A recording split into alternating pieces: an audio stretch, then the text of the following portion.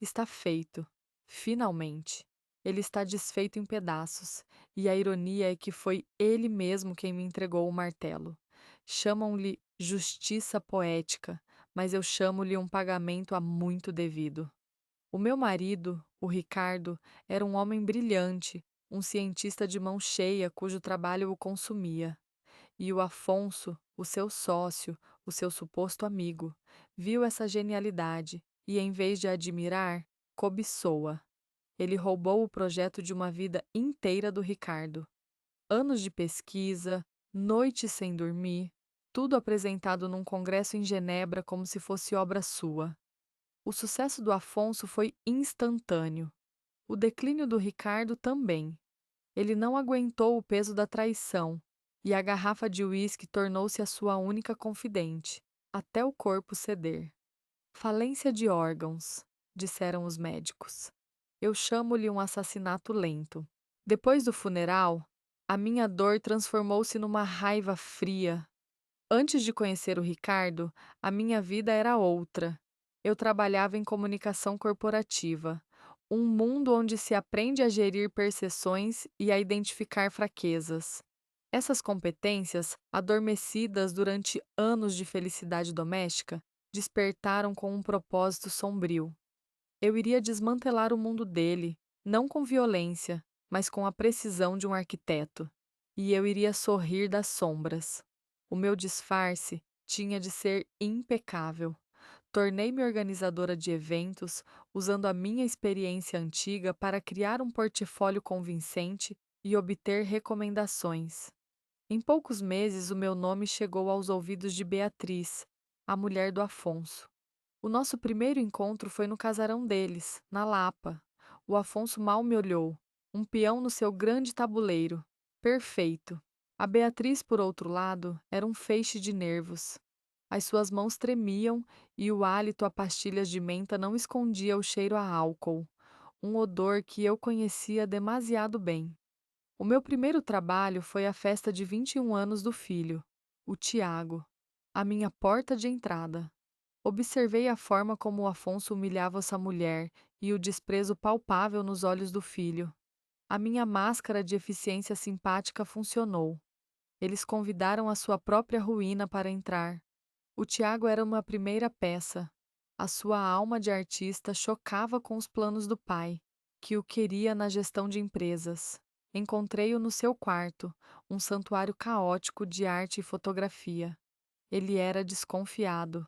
Em vez de insistir, admirei as suas fotografias, não com elogios vazios, mas com observações técnicas sobre a luz e a composição. O seu pai construiu um império de números, disse eu com a voz baixa. Mas você tem algo que o dinheiro não compra: visão. Durante semanas tornei-me a sua mentora. Falávamos de arte, dos seus sonhos e da pressão que sentia. Eu não o seduzi com o corpo, mas com a mente. Alimentei a sua rebeldia, transformando a sua frustração numa arma que ele, sem saber, apontaria ao pai. A nossa ligação era só na minha primeira vitória, um vínculo emocional forjado para destruir. A Beatriz era o meu próximo alvo. A sua fragilidade era um convite. Encontrava-a muitas vezes na biblioteca, afogando a sua solidão em vinho branco caro, depois de o Afonso sair e lhe deixar uma lista de tarefas como se fosse uma empregada. Um dia sentei-me ao seu lado. Ele consegue ser muito duro, não consegue? Perguntei suavemente. Foi o suficiente. Ela desabafou sobre a sua invisibilidade, sobre as humilhações constantes. Tornei-me a sua confidente, a nossa amizade cimentada com segredos amargos. Ela falou-me de tudo, incluindo do cofre no escritório.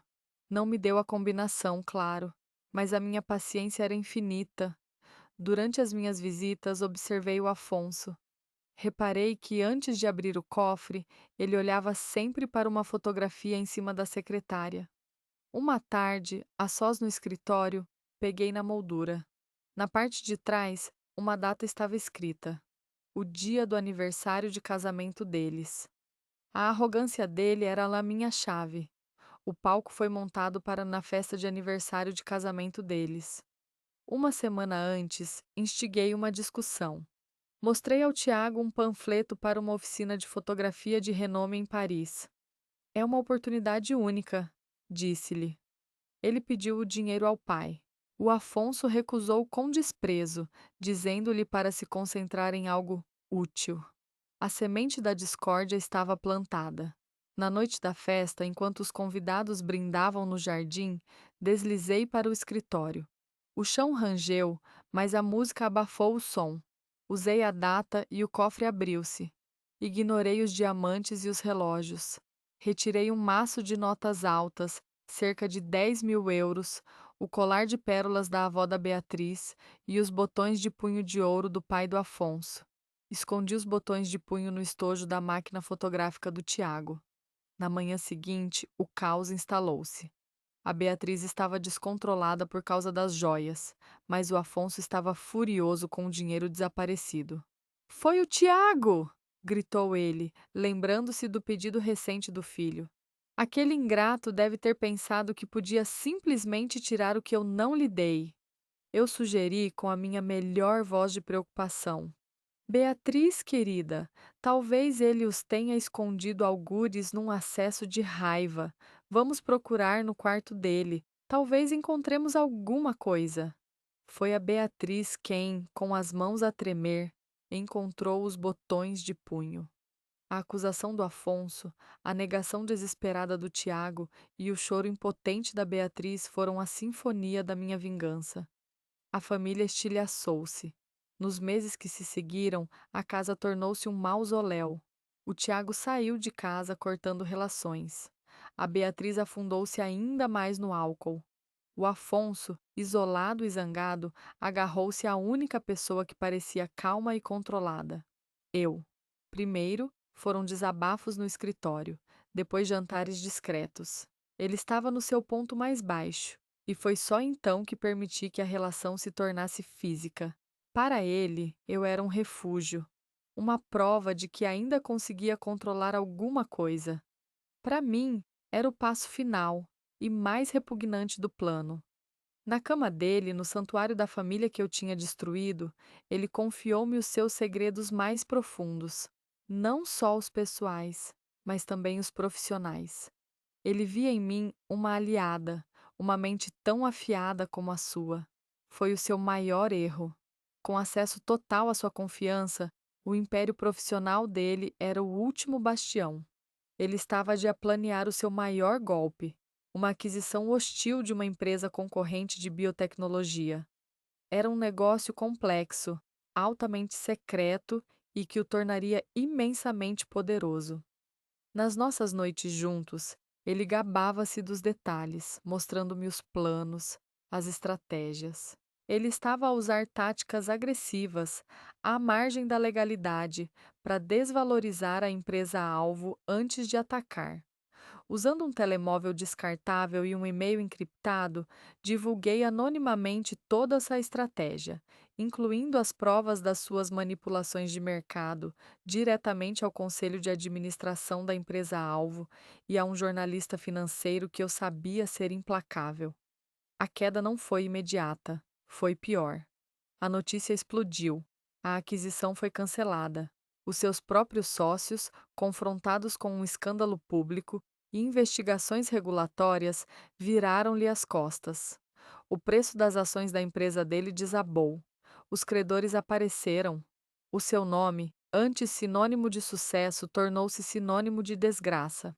Observei-o a envelhecer 10 anos em poucos meses, a vender os seus bens para pagar advogados, a sua arrogância a transformar-se em pânico. Ele não foi destruído por um inimigo desconhecido, mas pela mão da mulher que ele pensava ser a sua salvação. Eu estava lá para o consolar, para lhe dizer que tudo ia ficar bem, enquanto o meu coração cantava uma canção de triunfo há muito devida.